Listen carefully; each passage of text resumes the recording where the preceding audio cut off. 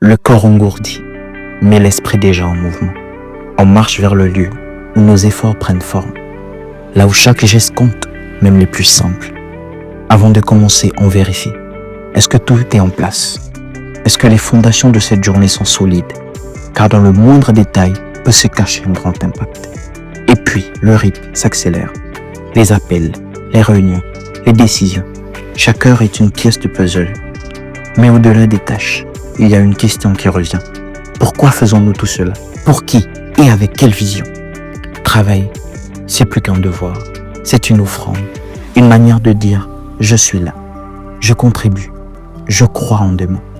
On le fait pour eux, pour ceux qui ne voient pas nos larmes, mais qui comptent sur notre force.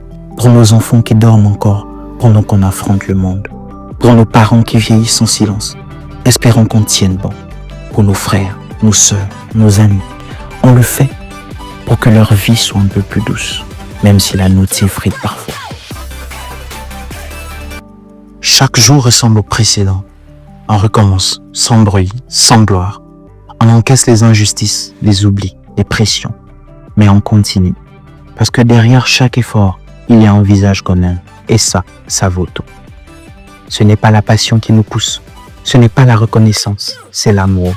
Un amour discret, parfois douloureux, mais inébranlable. On travaille pour que ce qu'on aime n'ait pas à souffrir comme nous. On ne dit rien, on ne se plaint pas.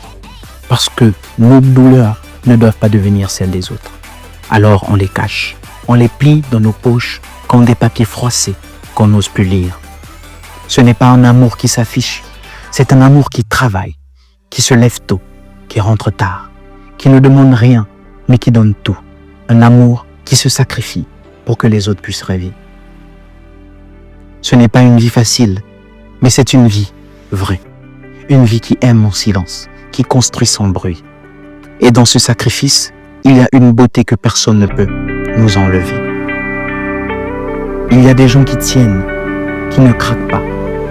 Même quand tout les pousse à fléchir, ils ne sont pas des héros qu'on célèbre, mais ce sont ceux qui portent le monde, ceux qui travaillent pour nourrir, pour soigner, pour protéger, ceux qui donnent sans recevoir, ceux qui aiment sans être vus.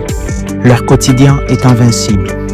Pas de projecteur, pas de médaille, juste des heures qui passent, des douleurs qu'on tait, des rêves qu'on remet à demain.